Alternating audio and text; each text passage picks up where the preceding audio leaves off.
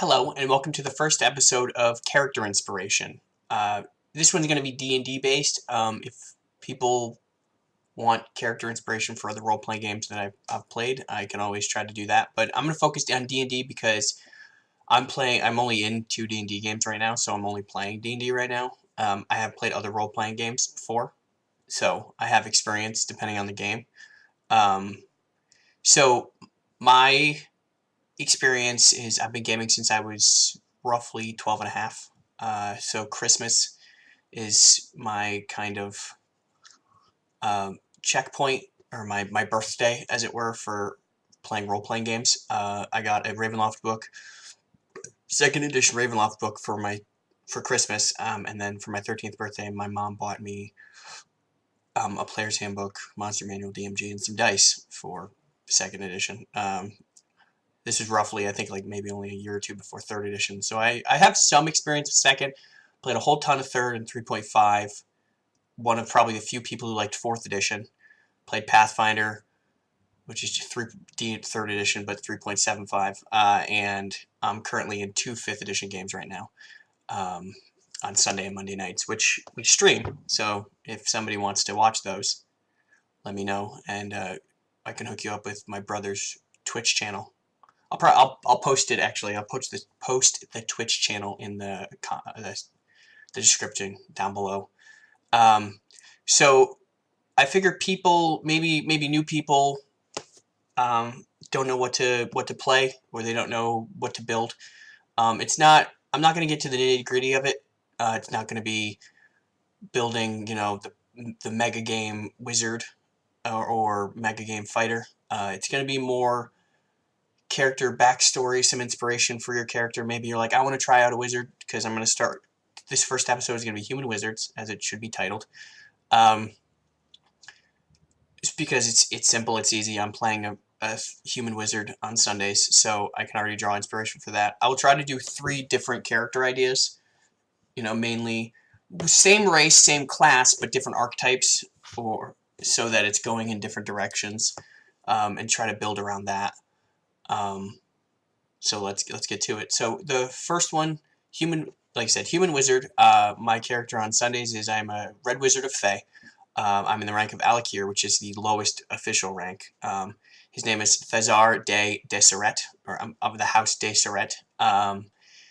He, bald head. I have 2 tattoos on my head. I have one that is of our house sigil, of our house, and Yurgle, because it takes place in the Forgotten Realms, because it's the Red Wizards. So I have Yurgle, which is the Scribe of the Dead. He used to be a powerful god, but he got bored with it and gave his portfolios to other gods. He's kind of a very cliche wizard. He's a wizard you would think of when you think about wizards, because he went to wizard school, in Eltabar. I went necromancy, so he's a necromancer. Red wizard. I took the cloistered scholar background, so he's very heavy into books. He loves books. He just eats them up, spends so much time at the library. It's like that nerd type kid who just is always in a book, always reading, which those kids are the greatest. So he loves knowledge. So and that's kind of his character inspiration, is the knowledge. Actually meant to pop up the Red Wizards thing in case somebody doesn't have the Sword Coast Adventurer's Guide. You can at least look at the Red Wizard description. Although he is a peculiar, because I don't do well with evil characters. I think because I'm not an evil person. I'm neutral good. So I'll do bad things, but for good reasons, like Robin Hood. And I don't inherently see necromancy as evil. And so that's how I'm playing him, is that it's a tool. Magic is a tool. Necromancy is, a school of magic, so it's a type of tool.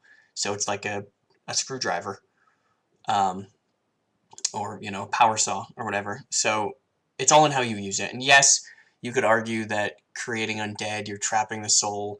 And I actually got really mad at the Nerdarchy video of them discussing player characters as necromancers, because as far as it states in the book, as far as I know, you don't trap the soul in the corpse's body. And even if you do, I actually built a theory, like a philosophical belief, that you actually, if you do it to evil people, then you're trapping the evil person's soul in the undead body, and then you're using their zombie or skeleton or whatever, depending on how high you go, as a means of penance. So they're paying for their past transgressions of whatever evil acts they did, and then you try to keep them alive, and if they die, or if the corpse or the undead is killed, then they die, and they've paid back their debt to society. Easy peasy. So I think it's a good play, because that way it's interesting, and you're good. Yeah, you're in Toril, with Forgotten Realms. Creating or manipulating undead is considered, I think, inherently an evil act, and at least in 3rd edition, it automatically shifts your alignment to evil, which happened to me. But I'm the weirdest Fey and Red Wizard Necromancer to ever exist, except for the other one that I played like 10 years ago, which was pretty much the same thing. So he loves books. Sorry, Thizar loves books. He gobbles them up. He has so many books. He's actually working on a couple spells. One is actually copybook, so I can just cast it, and I touch a book, and I touch a book, an actual book with writing in it. I touch it, and then I touch an empty book, and it copies everything in that book. Non-magical, doesn't copy magic, just copies normal text from one book. So I don't have to spend as much time writing.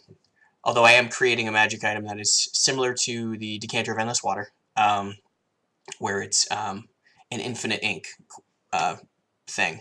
So you'll never run out of ink. It could be like a common magic item, because it's not that big of a deal. So that you never have to buy ink again. You just spend a couple hundred or whatever gold on it, and now you don't have to buy ink. And now you have an unlimited amount of ink. And it might even be considered magic. I'm not 100% sure. I haven't really discussed it with the GM yet, whether or not it's considered magic for magical writing purposes or whatever. But there's also a spell I'm working on called Corpse Book. It's kind of a play on both of the things. Essentially, I turn a person's body into a book. Magic, boom, they turn into a book. And then actually, I have everything that pretty much their entire life is in the book. So from their perspective. So if they saw somebody kill their mom, they're like, oh no, that big tall guy killed my mom, no. And then, but maybe it wasn't a big tall guy, maybe it was just a normal guy. And so because it's from their perspective, and so it's their life from their perspective, so from their point of view. But it's also going to be used for resurrection purposes, so it actually counts as a corpse for resurrection purposes. So that was kind of I thought that'd be kind of a nifty idea, because it plays on books, and then I could learn about people. I could, if somebody dies, I could cast it, turn them into a book, read about them, and now I have intimate knowledge about people's lives, and then I can kind of, especially for a character who spent the majority of his life, in the library reading. I'm not great with people. I'm okay with people. I think he has an okay charisma, but I'm not super great with people.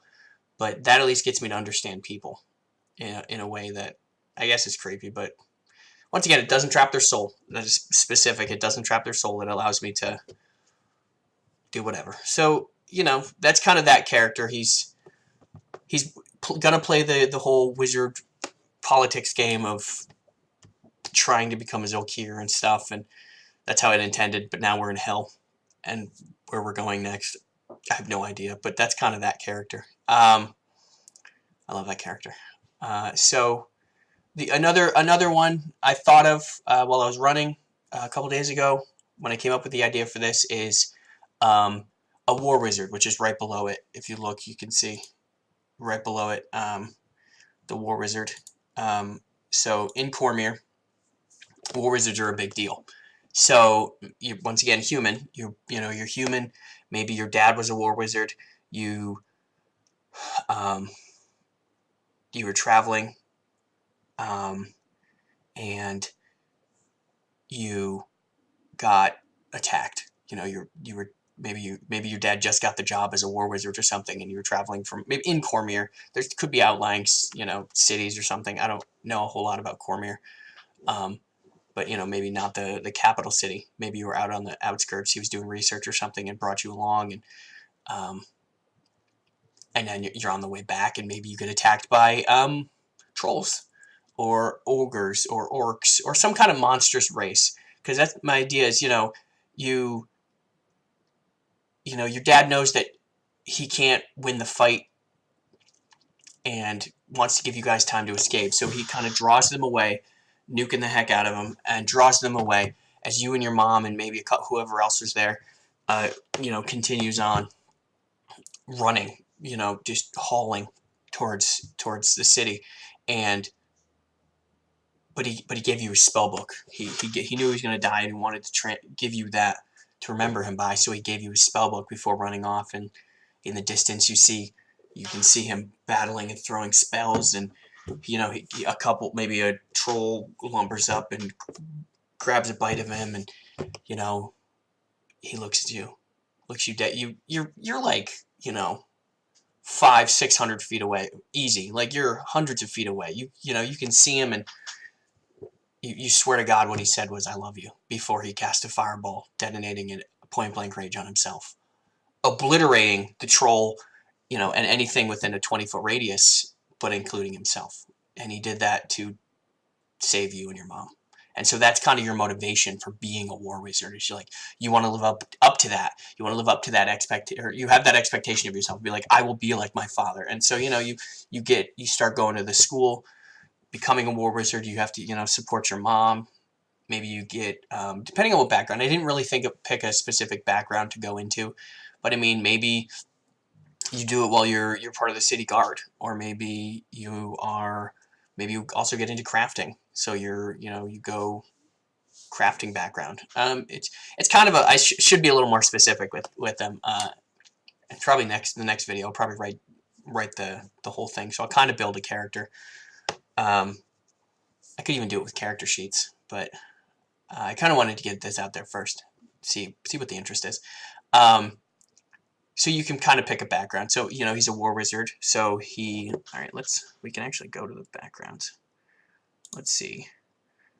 We got City Watch, Clan Crafter, Cloistered Scholar, Courtier, Faction Agent, Far Travel, Inherent, Knight of the Order. Boom. Why not become a Knight of the Order? I think. Are the purple? I thought the purple knights were part of that. Maybe they're in the Player's Handbook backgrounds. Let's look.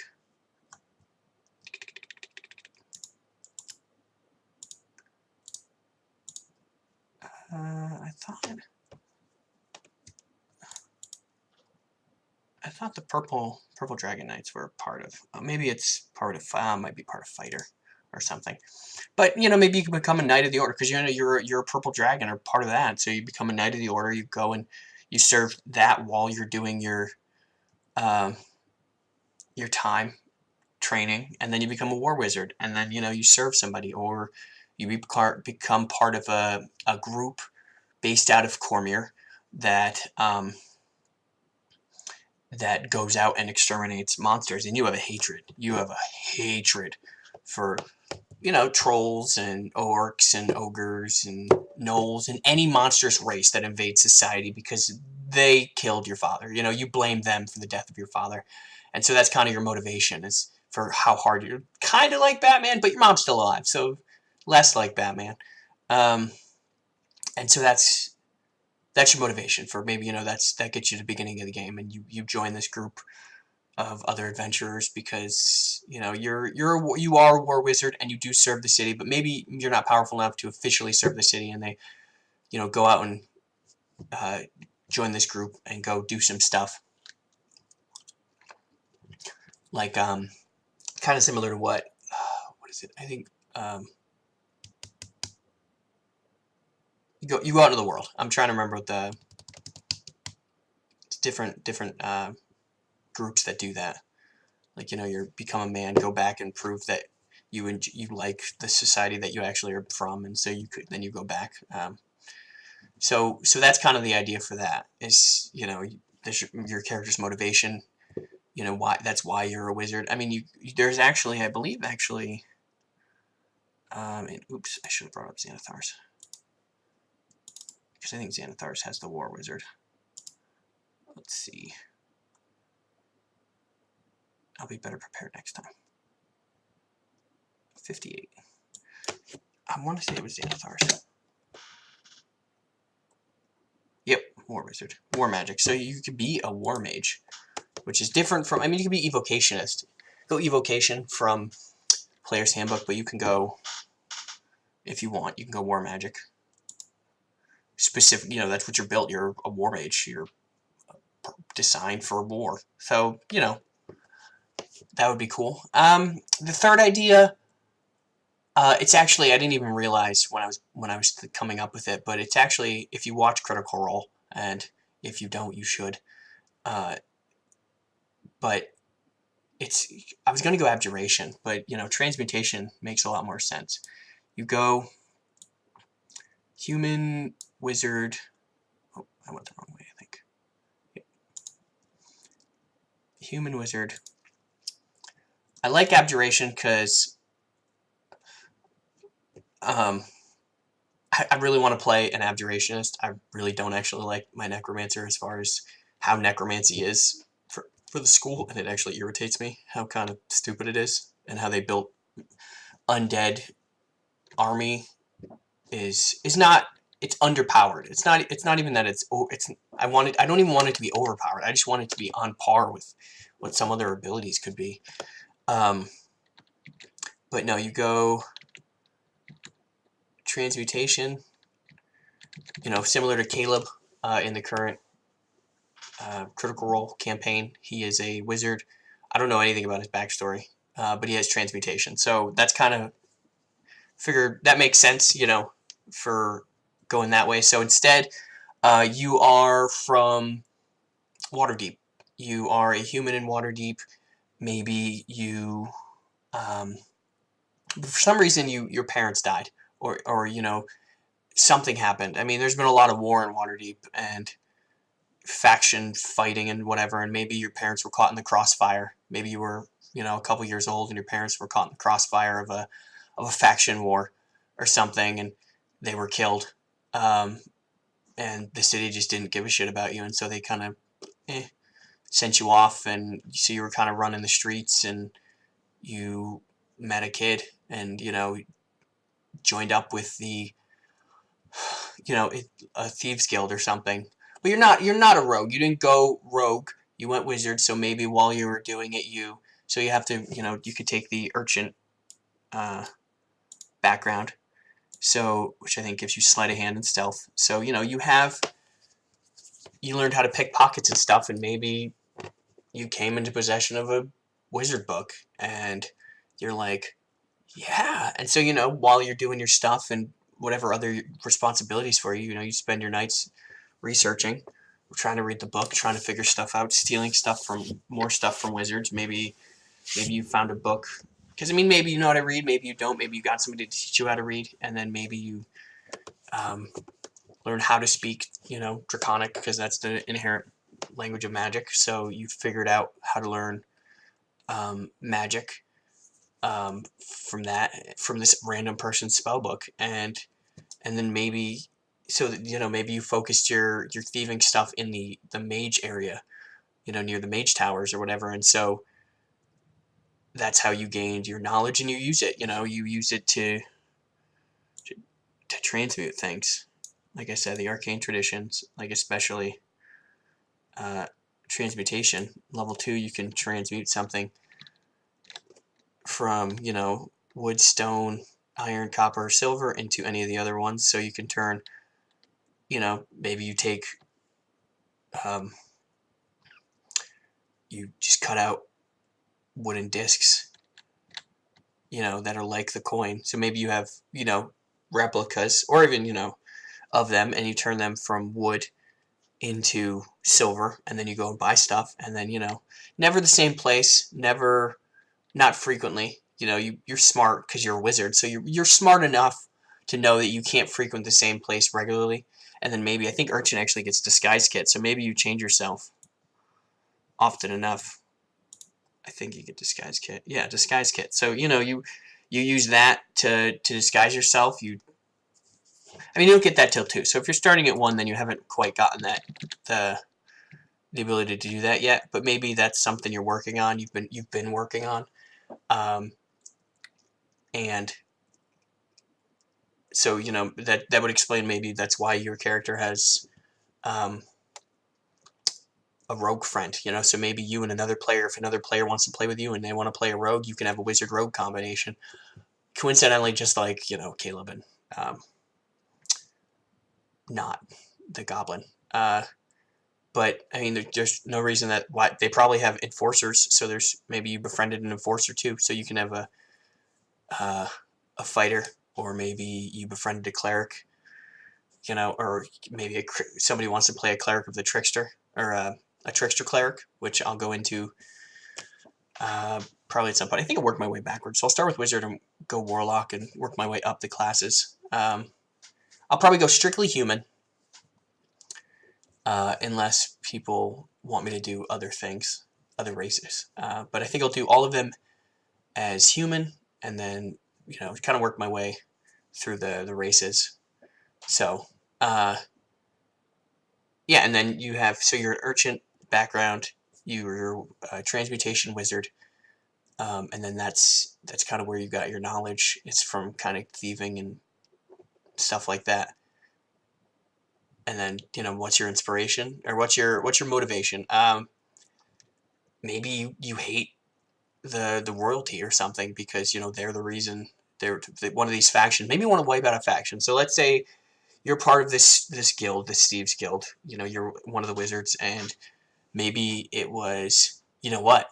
Maybe it was this Thieves Guild. Maybe you find out at some point that it was this was the Thieves Guild that attacked, you know, whatever place you were at and killed your parents. And so you're actually working your way up it through the organization so you can kill the leader or something. Because maybe the leader is, you know, isn't human. Maybe he's, you know, an elf. Or maybe there's a rival faction, and this rival faction was the, you know, Order of the Red Hand or whatever. And it was the Order of the Red Hand, and you remember because the Red Hand was, you know, your mom's face or something was the print on her hand, and so you will never forget the Order of the Red Hand, and it was the Red Hand that killed him. And so I don't know a whole lot about the factions in Waterdeep, but and so that's your motivation. You're working your way up, because I've been recently realizing that all of my characters, I build a character, and then my character will have kind of a long-term goal, because that way I'm motivated to play the character. I'm not just playing the character just to kill things or just to run around and do. I just want to live through my fantasy of killing goblins in D&D. Like, it's a motivation, like, it's fun. It gets you in there, gets you playing.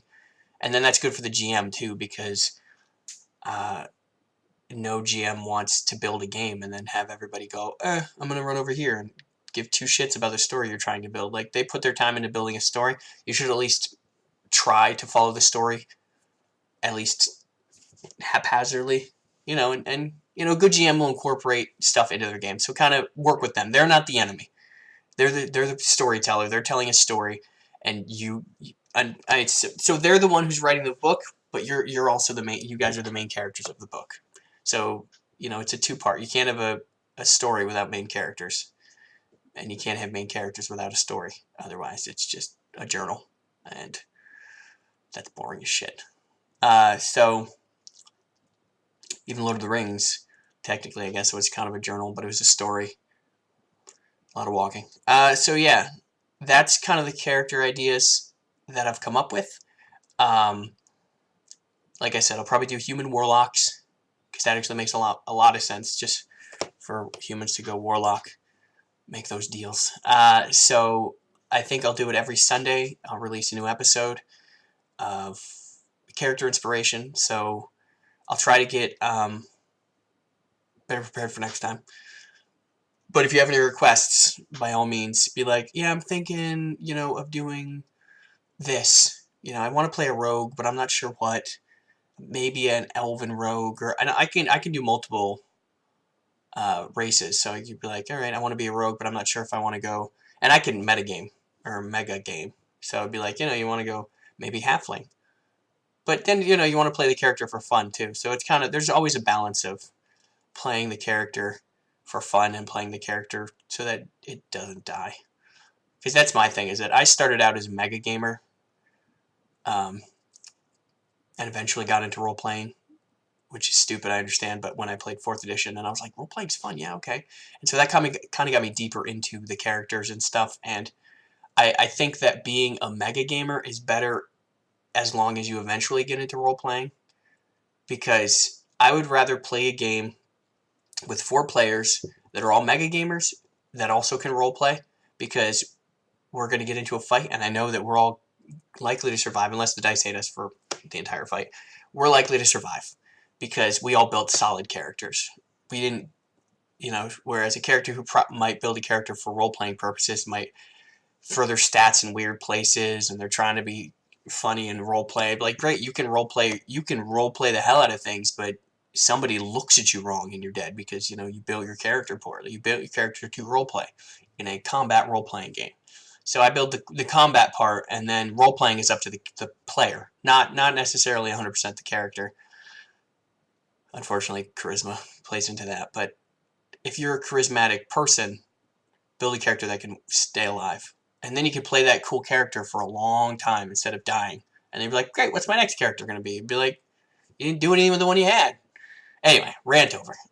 So thank you for watching. If you like this, please like, subscribe, and comment, like and comment. If you have any requests, rogue, fighter, monk, whatever your idea is, let me know. Let me know. Be like, I'm trying to do this, and I'll make a video for it. I'll try to do it every Sunday. I'll try to release until I run out of. It probably take me a while though, because I will eventually run out of race class combinations, but it'll take a long time. So, thank you. Calvin out.